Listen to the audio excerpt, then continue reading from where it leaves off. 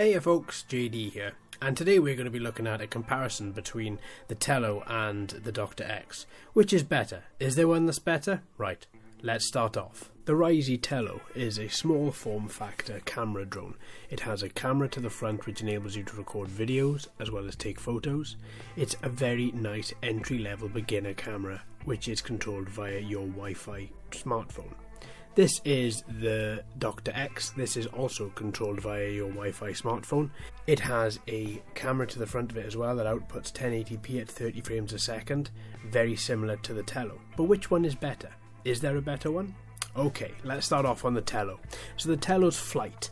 This is very stable, very true. It has optical flow, it has a barometer built into it as well. So you have the altitude, hold height, and you also have the optical flow just to enable it to stay in one particular place without it travelling backwards and forwards. In this image, I'm demonstrating the wind hitting this Tello and it not moving. It's a very stable quad. You get quite a lot of movement from your transmitter as well. Photos are taken at a very high resolution and they do look very good. There's one. At the beginning, the video was very shaky. A couple of firmware updates have enabled this to get better. It just means that the image processor in the Tello is being pushed rather a lot when it comes to it actually being able to fly and record video. Now for the Dr.x, we haven't got any frame skipping whatsoever here. It's a very solid camera platform with a very good output. 1080p at 30 frames a second if recording onto the SD card, or 720p at 30 frames a second if recording onto your smartphone. Now the picture quality again is very high, the video quality again is very high. All making for a very nice looking and an actual platform that you can use in day to day, whether it's just taking selfies, having a bit of fun, or if you did want to get a couple of good little videos and a couple of good little photos but didn't want to shell out major bucks for a very expensive quadcopter. All in all, both of these models come in at a very good price point within the same market. Features. What features do they have? Well, the Dr.x has two.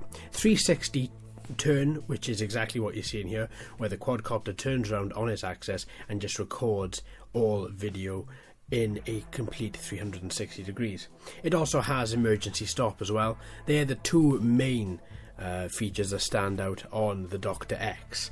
The Tello, however, have a couple more. Starting with 3D flips. So you've got that gimmicky thing where you can flip your quadcopter left and right, front and back, just by drawing on your smartphone there. It works quite well, although it is quite a gimmicky thing. I don't think it has a real world application though. It is more or less just a gimmick. That being said, it is quite fun to do. Next one we're looking at is circle, where the quadcopter, again, a lot like what the Dr.x does, just circles around, taking video of everything that it sees in a complete circle.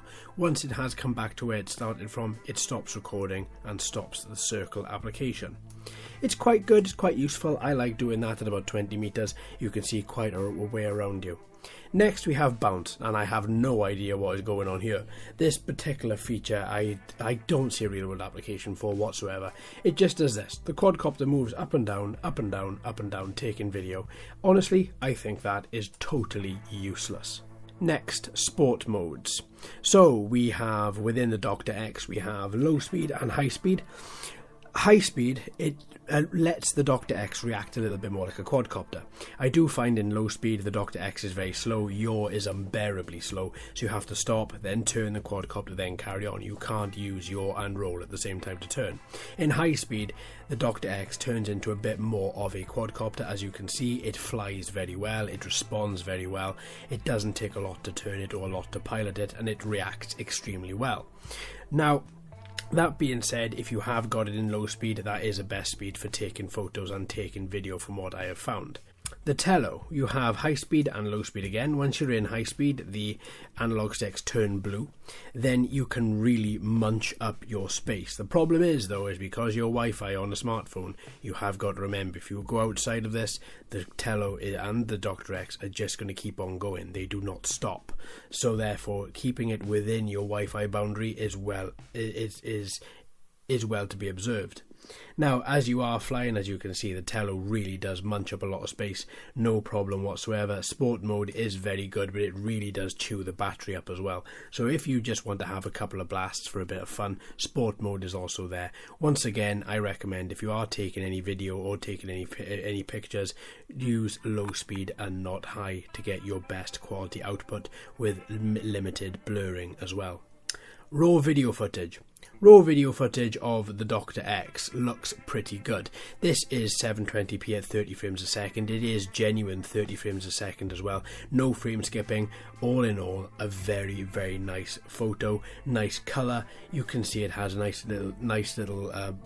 depth and balance to the video as well. Now, when we come on to the Tello's video in this particular video is very jerky. There's a lot of jitter going on, and this is just down to the frame rate skipping that the Tello had right at the very start. Now, of course, it does not have as bad frame skipping as this video shows, but it is still there, whereas it's not there on the Dr.x.